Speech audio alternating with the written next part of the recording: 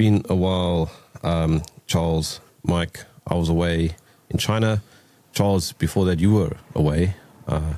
And here we are finally together after what feels like months. Well, it is months. Finally, we are back. Yeah. It is, isn't it? Yeah, it's a long time. I still sound a bit sick, so I'm going to talk as little as possible. Yeah, we should probably make clear that's not why you've been away. It hasn't been illness that's kept you from the airwaves. But I think that chatting about the trip to China is a very good sort of undercurrent because, Mike, you and I were chatting a little bit about how people perceive not just China, I suppose, but countries that tend to get targeted by sort of Western sort of intel interests. MI6 has had a very big interest in creating a false narrative, particularly about the Xinjiang province. And I'm trying to think where to start, but basically my starting point is the following. It doesn't matter that you've been to China, Mike. It doesn't matter that I've been to China, because I still have conversations with people saying to me, it doesn't matter. They just made you see what they wanted you to see. Right. Well, I'll just start with my usual caveat, and that was that I went there as a tourist, so I'm sure I only saw certain things. Jerm, right? So now I'm going to say, however, that I did speak to quite a lot of people that are obviously local to the places that I was at. I absolutely went out of my way to do that. And okay, the cynics might say, well, these guys aren't going to speak out because they're scared of their government or whatever it is. Perhaps, maybe we see a bit of that in this country as well. And so maybe we shouldn't be so smug about any of that. I'm going to say that I think there was only one instance where I was really saw something which was different, shall we say, to the way that the average British person or American might behave in the presence of the authorities.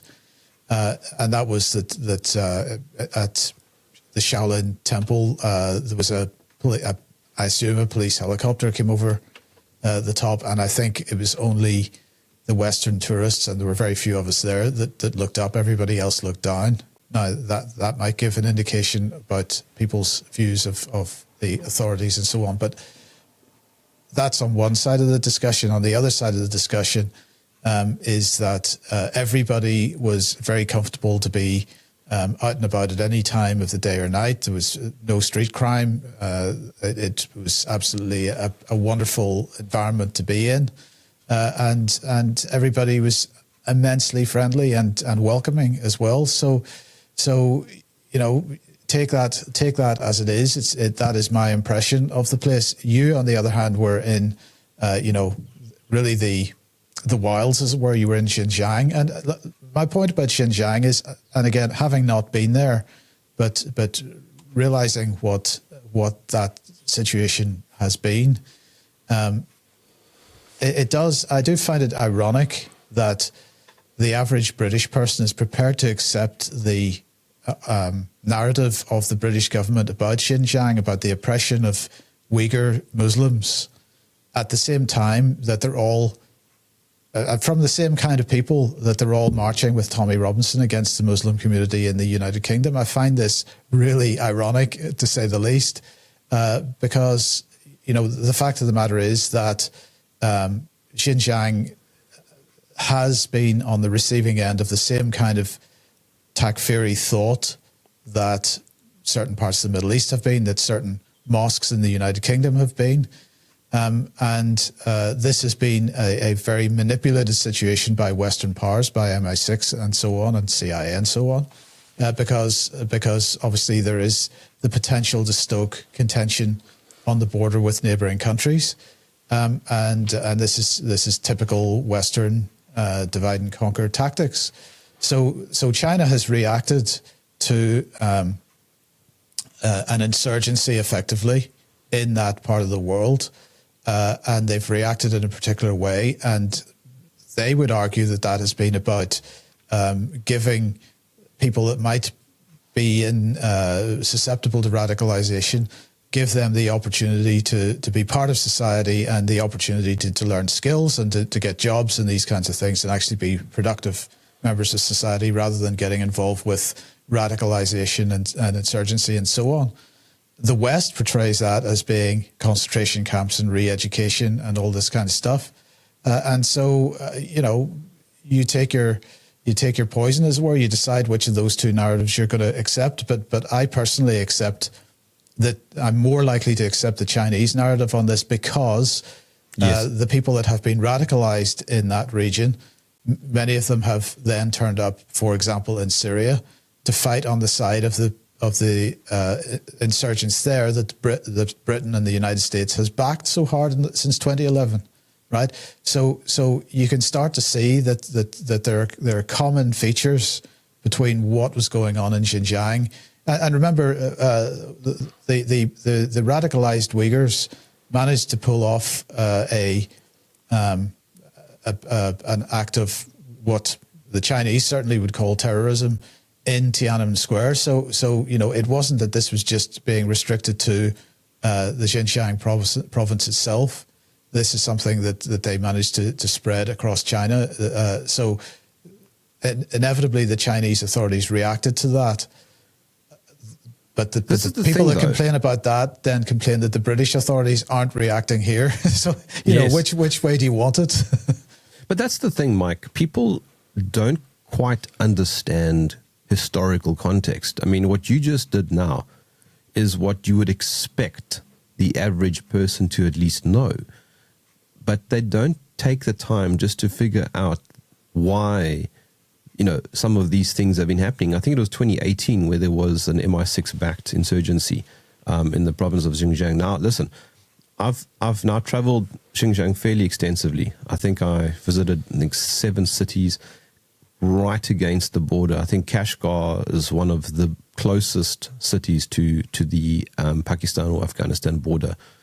And only when you're there, when you see the military and when you see how different the cultures are and you realize that there's a long history here of insurgency, of instability, only then do you start understanding why the Chinese government is trying to protect its sovereignty.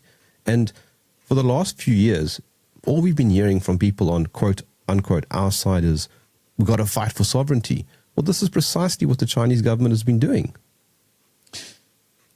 Yeah, look, I understand that from you, basically, because I have no familiarity with the region at all, that it is quite a militarized place to be. I, of course, grew up in a militarized place. So it was normal for me to be mixing with people in black uniforms or in green uniforms with machine guns. This was just normal. And so maybe it's had a bigger impact on you than it might have had on me if I'd been there. But the point, I think again, people. You're right. People are not. Well, let's deal with the issue of people understanding the historical context. Of course, the vast majority of people are only receiving any information about this, any of these regions from the BBC or other mainstream media. And most people aren't interested enough to actually try to find out for themselves.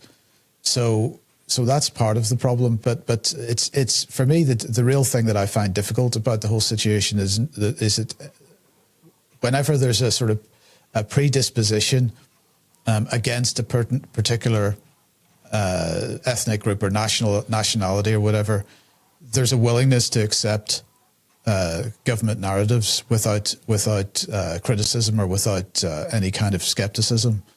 And yet on so many other narratives, when it suits people, they are completely skeptical. And I think this is the real thing that needs to be addressed amongst Westerners, and the fact that Westerners don't ever assume or consider that anybody in the East or in the Middle East or in South America or in Africa may have a completely different perspective on the world than they do. And so they're always looking at these things through a Western lens. And that I think is really problematic and, in fact, even a little bit arrogant, perhaps. Charles, I know that you've not been to China, but I mean, the principle is the same, right? Like, if you go to different countries, people like to say things like, well, you should go there. And then you say, okay, fine, I'm going to do that. I'm going to go there. Then you go there and they say, no, but you can't go there as a tourist. It's not long enough. You've got to live there for 1 year. Okay, well, I can't live there for 1 year, so the best I can do is talk to somebody who lives there. No, but you can't talk to somebody who lives there because they're scared of the government.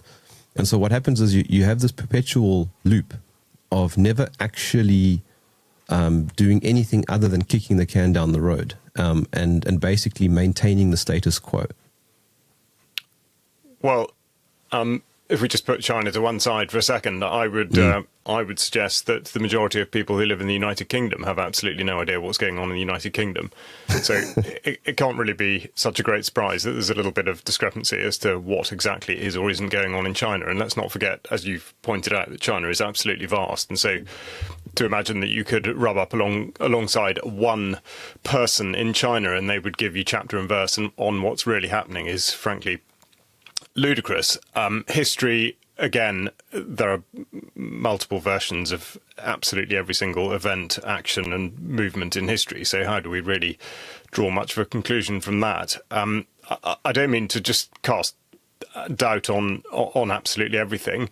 I mean, in fact, I have been to China, but only very briefly and only to Beijing, and I wouldn't at all imagine that would be a place that I would get to know over a period of time. I think the other thing, the words that come to mind were written, in fact, about Africa, but by Isak Dinesen, writing as Karen Blixen in Out of Africa. Okay, she wrote it quite a lot of years after the event, but I read it at a time when I was working in the very country that she had been writing about, in fact, at exactly the place where she was living.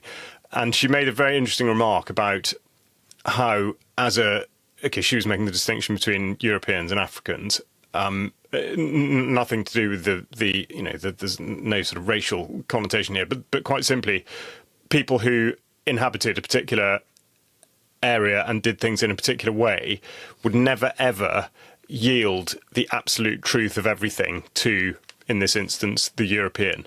So, and I absolutely identified with this. I remember I worked in a headquarters where I was the only non-African, and we all worked very well together, and stuff happened or didn't happen, and often I could never ever get to the bottom of why something had happened or had not happened. And there was, when I say the truth, I don't mean there was any dishonesty. I mean that there's a sort of shielding mechanism.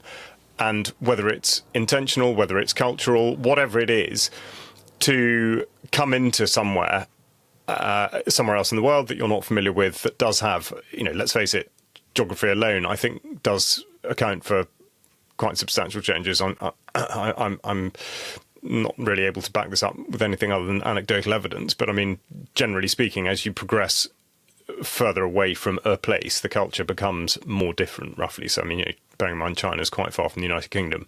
It's an easy one to use as an example of, gosh, well, how different because. And I think really the main point that comes out of this is not really so much whether you have been to China, whether you haven't, whether you've been there as a tourist, whether you've been there, to work or to really explore or whatever it is. The fact of it is that it is used by the media, by the politicians, by the security services, intelligence agencies, all the rest of it, as a tool with which to either suggest this is good or this is bad, or we don't want to do that, or we do want to do this. And it exactly like Mike says, it is funny, the terrific inconsistencies that does bring in. I mean, most notably the sort of Muslims are bad except when they're good contradiction, and also this is now, China in some quarters is being presented as we don't want to do that with digital ID because look what's happening in China, without actually citing any evidence of what is happening in China. So I think we need to be extremely careful of being presented with anywhere as being either good or bad. And I find as a Brit, how ridiculous to on, let's say, digital ID. Oh, well, look, Estonia has done it and made a real success of it. Yeah, but fine, we're not Estonian. And why do we need to or want to be like Estonia? Can't we just be like ourselves and decide? I mean, going back to the point about sovereignty, why don't we decide what we want to do? And we can look at other places, of course, but to suggest that we should do it because somebody else is, or in China's case, we shouldn't do it because China's doing it. That's the trap, and so the more confusion and contradiction that exists surrounding China, in a way, the better, because it plays into the hands of those who are trying to manipulate the stories about the country to their advantage and critically to our disadvantage. Yeah, but I mean that's the point, though. It's about thinking critically about all of these countries, particularly countries that get targeted constantly, like China, Russia, Iran. I mean, there are a list of countries that we could name that are most likely not what we think they are. And something as simple as visiting, as Mike pointed out, is not going to give you a full spectrum, of analysis, but it's going to give you a keyhole, and it's going to give you a keyhole that you previously didn't have. It's something like sorry, Mike. Sorry, Jerm. I was just going to say there. That's true, but what it can do, if you're honest, is it can at least present people with some semblance of the truth, or getting closer to the truth. I mean, just one example: in Poland, the Polish people are being told at the moment that the sanctions on Russia are unbelievably successful, that people are starving on the streets and so on. And a particular Polish blogger, I can't remember his name off the top of my head, said, I'm not buying this at all. And so he took himself off to Moscow, and he had to fly through Istanbul because there's no direct flight, of course, because of sanctions. And he arrived in Moscow, and he discovered a city that is absolutely cosmopolitan, that has an underground system that functions, it runs on time. People that he thought, my goodness, what kind of reception am I going to get as a Polish man in Moscow? And he just was treated unbelievably welcome, unbelievable welcome. Any help he needed, he got. He even got people. I mean, people were even paying for stuff for him, for something to eat, or at one point, but just because they didn't want him, they wouldn't accept his payment because they invited him to come for a meal. He had a fantastic time, and he started presenting this information on Polish alternative media, and he got absolutely lambasted for it by all kinds of people for pursuing a Russian narrative and so on. And so, this is the type of thing we're so propagandized that when anybody that's in any way independent says to themselves, right, let's go and find out exactly what's going on. They go to the country, they go to the place, they talk to the people, they experience what it's like, and they come back and they bring that story back. Even then, when the evidence is presented, large numbers of people on social media aren't prepared to accept what they're being shown, and the attacks begin. And whether why those do you think that is, though, Mike? I think because, of course, people are can be very ideological, and they can have sucked in narratives from well-funded sources, and so whether it's that just Poland is as divided as other countries are, I'm quite sure it is. I haven't been there in many years now, and so I don't know exactly what the lie of the land is there. I certainly remember back in early 2000s, 2005 or whenever they were planning to get into the European Union, and there was the whole discussion about whether they should join or not. There was some division, but it was very much majority pro-EU, and I suspect that's still the case to some degree. I mean, I think the farming industry in particular has become a bit more anti, but I think in general, Polish people are still quite pro the West and pro-EU, and so I think that's probably the main reason. When I was in China, I had a similar conversation, but in reverse, where I asked this one Chinese, are you going to visit South Africa at some point? You know, we've got beautiful safaris and wildlife and all that kind of thing. And the response was, oh, I don't know. It looks a bit scary. You know, will I be safe? Now, that's the same thing. It's precisely the same thing in reverse. Because, yes, there is a crime problem here, but when you land, are there people just shooting guns like it's a Wild West? No, of course not. And you can only figure that out if you just take the time to come and visit. I've not been to the UK, so my entire perception of the UK is based on everything that I've ever been told and read. And I do intend to change that. But I'm pretty certain that a lot of what I think is also false. And as you agreed earlier, Mike, just going somewhere is certainly superior to not going somewhere. It's a start, and more people should do it rather than simply watching videos on YouTube.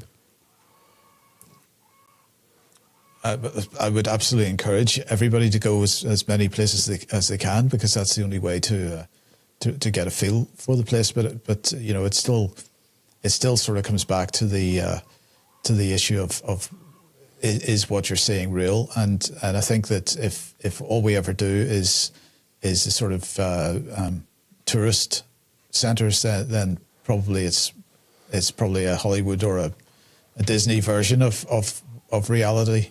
Certainly living there for a little while will give a better impression. But so what you're saying? But I think what you did. What I'm saying is I think what you did was a cut above what most people get the opportunity to do, because you were really, you were really in the real backcountry, as it were, and getting to see a bit of the real, certainly more of the real China than or at least that part of China than most people get to see. So what you're saying is, if I go to the UK, I must go and stay with Charles because he's more in the countryside and he's outside of the city centre. But Charles, or in fact anybody in the UK column is probably going to give you a better, a more accurate impression of the UK than if you go and get the average tour guide. Let's put it that way. Yes. Yeah, could be a one-way trip coming here, Jerm. You never know. Yeah, I mean, I think what I was going to say, okay, it might sound a bit trite, but you know, if you're pushed for time, just a tour of the world's airports, because I think they give you an incredible insight into how a country projects compared with how it is. And the three obvious examples would be the UK, the United States, and Hong Kong. Okay, actually, I extend that a little bit. The airport and its surrounding area, the United Kingdom and the United States project that they are countries where every little detail is taken care of and progress is core to everything. We are very civilized. We are very technologically sound, organized, welcoming, whatever. Right, well, see what you think after spending 10 minutes inside Heathrow Airport. I know I've talked about this before, and people who have travelled through the airport, my apologies, because you will be bored of hearing it again. But Heathrow is held together with string. It is a dreadful, dreadful experience. So, I mean, Jerm, I forewarn you for when you do come here, be prepared. But what I mean is that it's absolutely contrary to the way in which this country projects itself. But also, it is very, very concerned with what they describe as security, which is in actual fact not anything to do with security, because if they really did legitimately think that people were trying to well, anyway, we won't get distracted by that. But I mean, the sort of security architecture in Heathrow Airport is extraordinary, but it is also terribly inefficient. They are very, very impersonal. The people that are working in those jobs, it's not a pleasant experience. The United States, I would say, is the same, but sort of on steroids. You are treated, or at least I haven't been there for a few years, but last time I went, I was delighted to find that I was also treated like a terrorist again. That persists. And then you go outside the airport and the whole place is a ruin. I mean, going in, so this might exist elsewhere, but certainly travelling in on the train into New York is an extraordinary experience. The level of vagrancy of, looking out from the train when you're on the sort of elevated bit down into the residential areas there, it is amazing. It is not in any way like the image that America projects to the rest of the world. Going to Hong Kong, where we are told that, no, under Chinese control, it's a sort of autocratic surveillance state. Everything works. You are treated with a great deal of respect and humility. You are welcomed. You whistle straight through the airport. Doesn't matter what you choose to do next in terms of on the journey, it all works. So I think there is... there is absolutely, like Mike says, I would always encourage people to go. And this is not, let's look at what UK Column does, for example.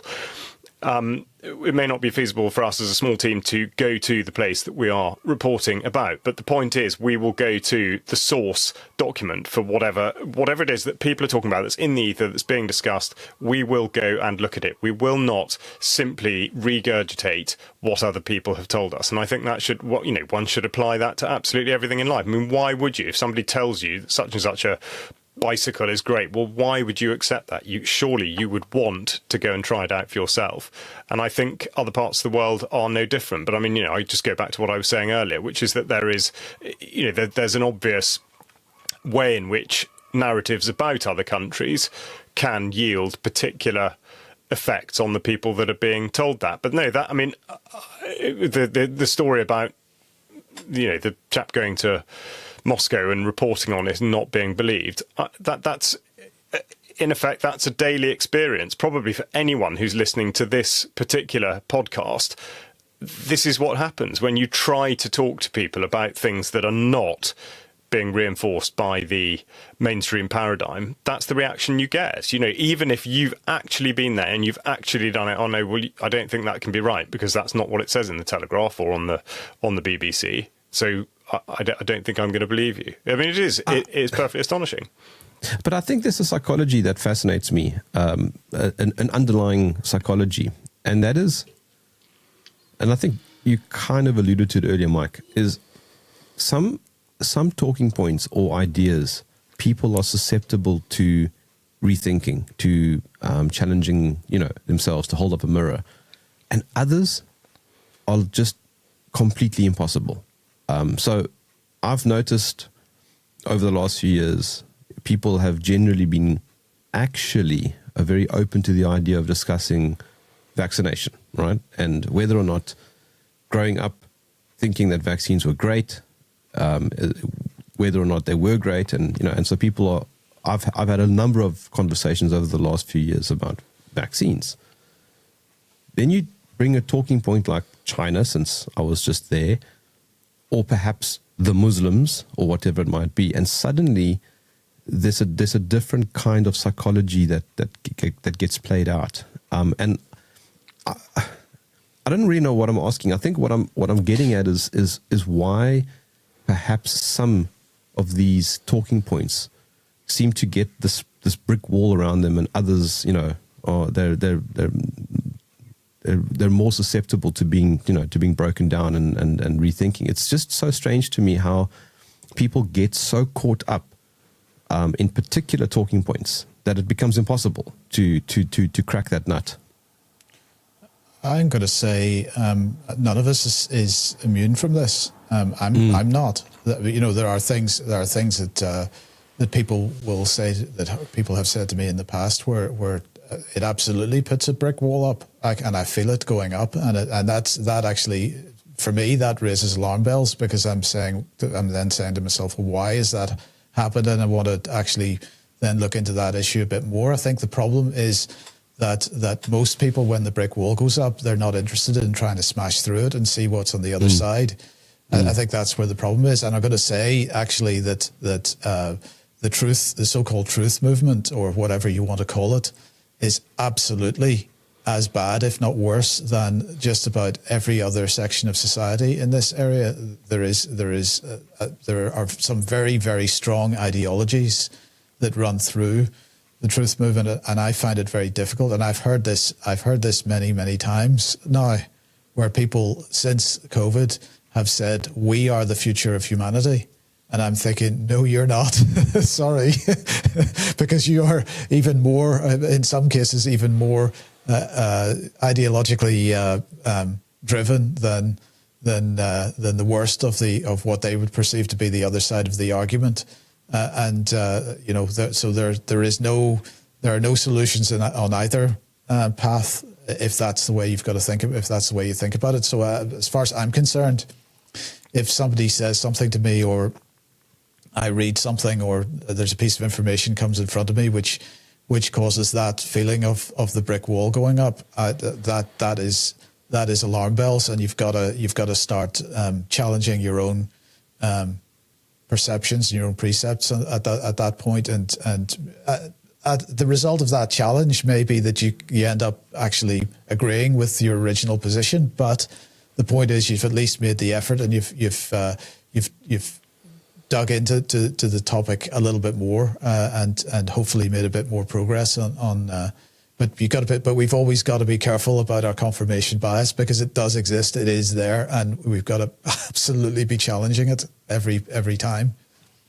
That's what Nick Hudson constantly refers to as complex systems, which I think is very similar to things that you've said in the past about trying not to buy into the idea of absolutes, because that's the sort of false dichotomy that so many people fall into. It's that fake binary. It's either 1 or 0. That's it. There's nothing in between. There's no nuance. There's no complexity. But the moment you accept that there is complexity, that there is nuance, perhaps your own position becomes weaker. Yes, I think that's true. I think the other thing I was going to add is that I think we have been pushed very, very deliberately into failing to examine things philosophically and considering them personally. And that has been the way in which all of these matters have been, therefore, weaponized. Vaccines are a very, very good example, I think. They are...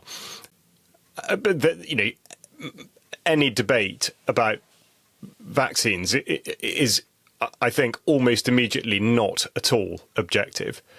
It's not dealt with in an academic sense. There is a personal investment in it. Either you believe that you are doing the right thing because you're protecting yourself and your family or whatever, and you're protecting those around you. I mean, that was the sort of the way in which the COVID thing was sold, but that's actually been in the sales package for a long time. Or you do it the other way around, where you, again, for sort of similar reasons, you think that you're protecting yourself by not doing whatever it is. So like I say, I think the issue itself and what it is actually about is taken away.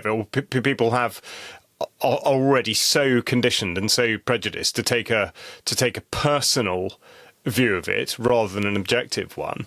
It's absolutely hopeless, and we go back to this whole idea that is entirely because it will create sufficient division and antagonism for anybody to consider that you've both been lied to. And that should be the bit that drops out of any of these sorts of discussions. I mean, the fact that if you do enter into a dialogue with somebody, it should really, if you're dealing with the matter correctly, I think it should come out that there's a discrepancy between what you each think you know, and there's only really one way that can have come about, which is that some lies have been told. because otherwise, how do you, how are you forming that opinion? Why would you?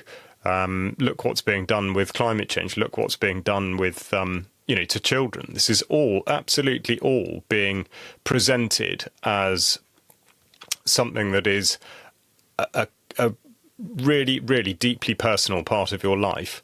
It is not abstract anymore. And all of this should be. It should be abstract. We should be able to talk about it without there being any sense that there's a sort of personal investment in it. But I think that's what's being done. And look at where we are with other nationalities and migration. I mean, it's done with absolutely everything. And I think people are terribly susceptible to that. Of course they are, because it is personal. It's become personal. But I think also it's about security. I mean, my mother said to me the other day, I can't believe that this is going on. And my whole life I thought something else. What can we believe anymore? And it's that I do understand. Because when you ask that question, well, what can we believe anymore? It feels like the rug has been pulled out from under you and you don't have any stability. And I think there is also... Jerm, what you've absolutely hit the nail on the head. This is something which has been done to people. Right, this is something that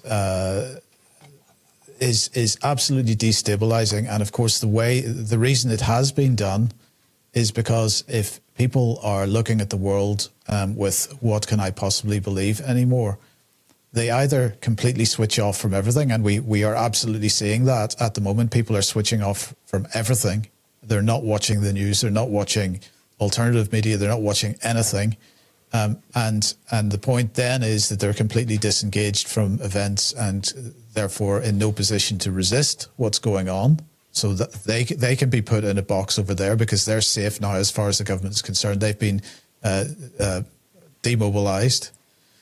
Or you've got the people who are then totally susceptible to the lies because they don't have anything to as a foundation for what they understand, and so they will believe anything. And then you've got the people who will only therefore, or they even become more radicalized towards the mainstream official narrative, because everything else that's going on is a pack of Russian disinformation or whatever category you want to put it in. Okay, so what that does very systematically is remove people's ability to make a rational, objective assessment or analysis of what's going on around them, and it takes away any ability to resist. And this is why this absolutely has to be fought. We have to fight it within ourselves. We do that by being absolutely careful about what conclusions we reach. That is not something which is effort free, but unfortunately, that amount of effort is not something that most people are prepared to make. And what's coming is coming, whether we hide from it or pretend that it isn't or not. So it's the usual thing. It's always better prevention is always better than cure, and it's better to be trying to get involved in resisting what's going on earlier and trying to see if we can slow it down or stop it completely or divert it in a different direction is much more likely outcome if we win this. I mean,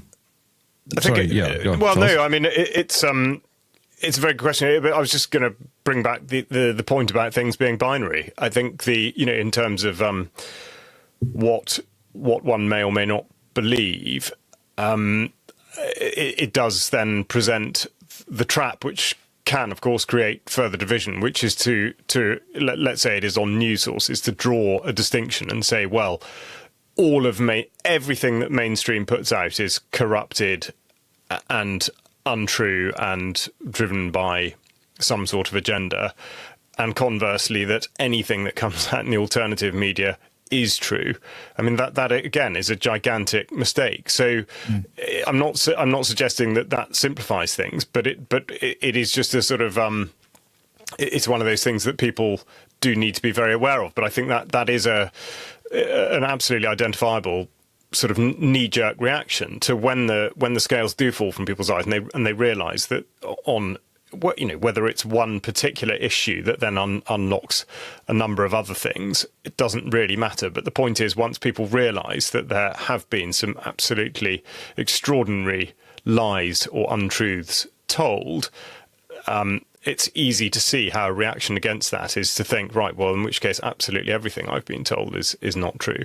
And that, again, is a problem. So it's really difficult to continue to be able to keep a sort of critical mind and to be able to discern. But I think the most important thing with all of this is to keep talking to people. And yet the great push, of course, is not for people to talk to each other. It is instead for them to get completely absorbed into, in particular, mobile telephones. And for younger people, I think I quoted this the other day. I mean, okay, it's a statistic, and notwithstanding what I just said, it came from the BBC.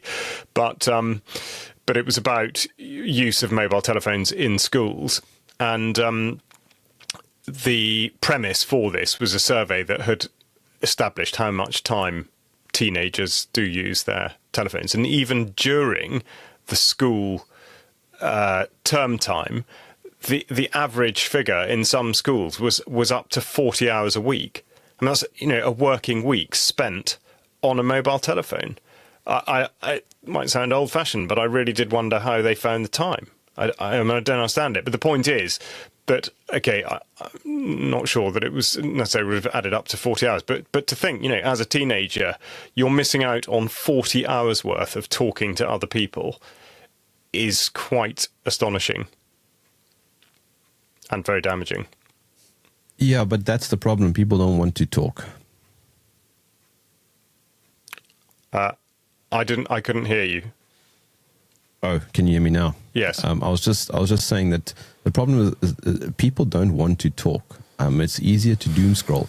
And that's the thing, actually, that is part of the psychology is there does seem to be a desire to doom scroll. There does seem to be a desire to always look for the worst. This is why I think nuance and complexity are beautiful things, because they do reduce the hysterical nature of what you might think to be true. Digital ID is not a good thing. Obviously not. But, I was chatting to somebody, I think yesterday, they were going on about this is the end of the world. No, can't have any more kids. It's the end. This is the end.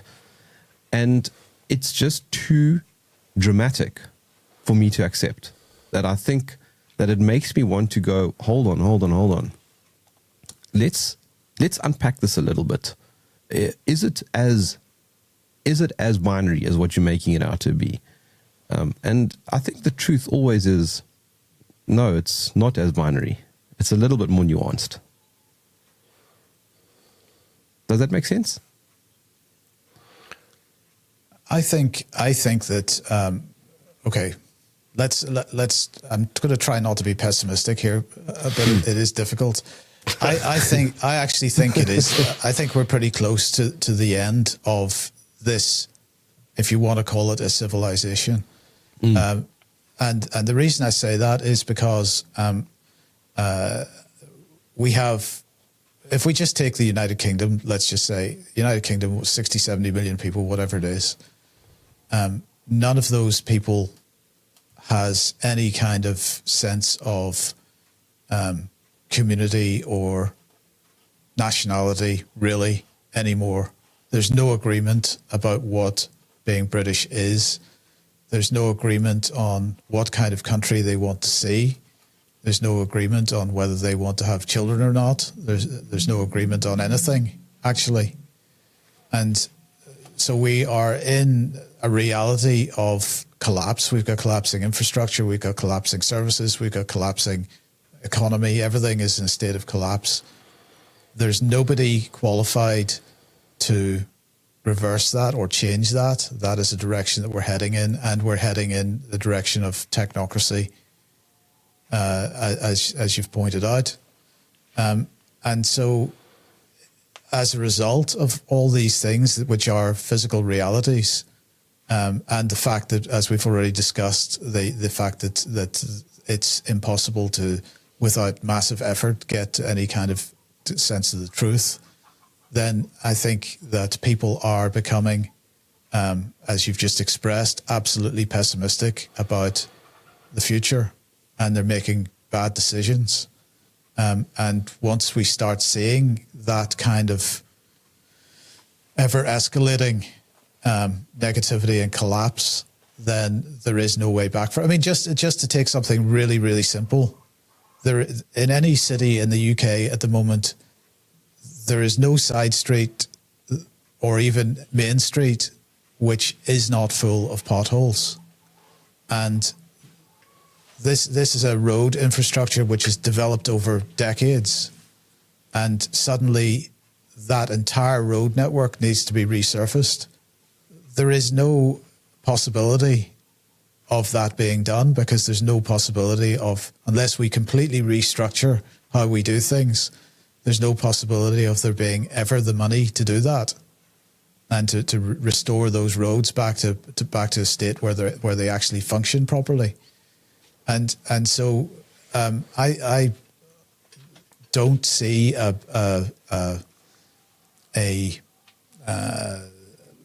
good way out of this that is going to be pleasant for people. I think that we're going to have a fairly unpleasant time of adjustment until we discover some new way forward, or else we're going to end up inevitably in this really restrictive technocracy that we all imagine. But the problem is we are imagining it, and therefore we're effectively making it reality. We're doing the things which are bringing it on, as it were. And so, you know, this comes back to the conversation we've had actually several times on this in the programs that we've recorded so far.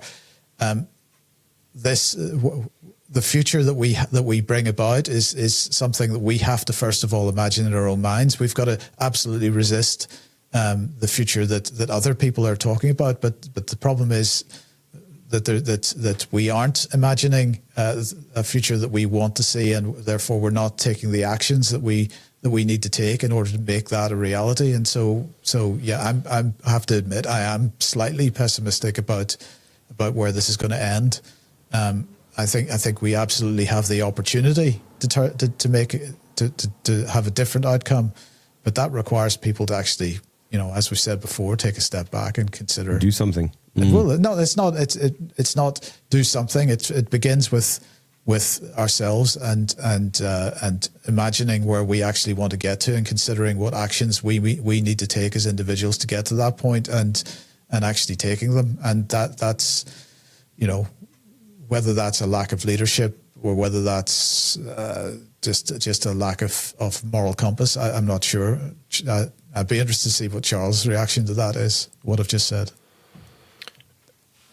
I think I can see exactly why you would say what you say, and in general terms, of course, I can't disagree with you, but slightly going back to the beginning with where we started and China and whatnot, you know, if you went to one place, you'd come away with a different view from if you went to another, and all that sort of thing. I don't mean to be a pedant, but I think it's an important point to make that certainly I don't regard the United Kingdom, or indeed, well, I mean, obviously not the British Isles, because there are separate sort of political entities involved, but it's not one homogenous landscape or area, and I think that the way societies work best is when the connections are the connections, the sort of change of connections, logistic chains, all the rest of it are shorter and not longer, and therefore society, where I would see it, has a better chance of thriving when things are done on a smaller scale. So let's say potholes are a really good example. There could be, you know, a national program to deal with potholes, or it could be done individually and locally. And I'll tell you why I'm saying it like this, because I think I mentioned it the other day. I went to the Groundswell agricultural event back in July, which is interesting actually as a side note, because of course Groundswell is a perfect example of people being presented with something that sounds great. Jerm, obviously you know Angus McIntosh well, and you know what he's doing, and he describes what he's doing as being regenerative. Regenerative therefore becomes a buzzword and a marketing word, and something with which you can convince and then corrupt people.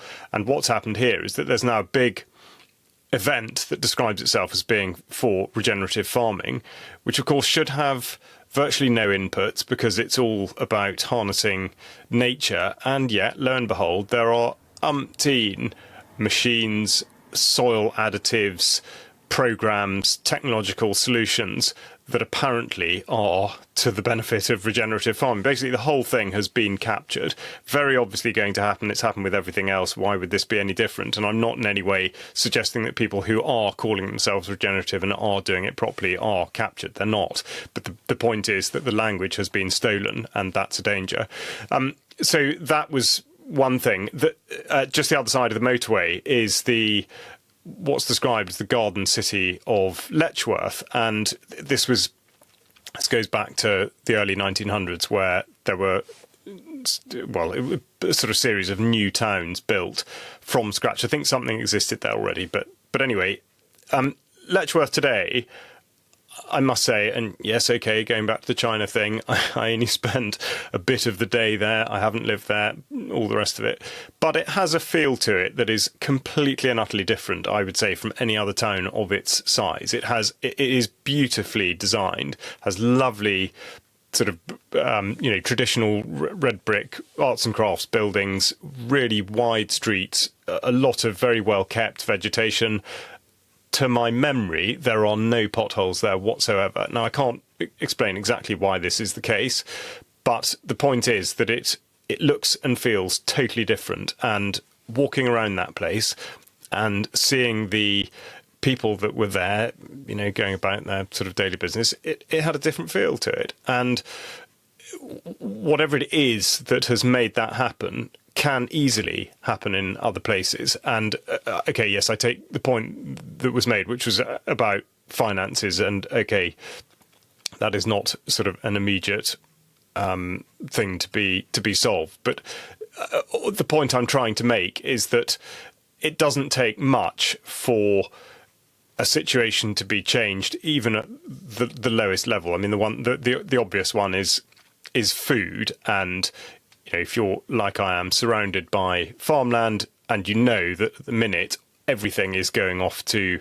supermarkets, to big food corporations, therefore it's being sprayed to death, and any livestock is being injected with goodness knows what all the time.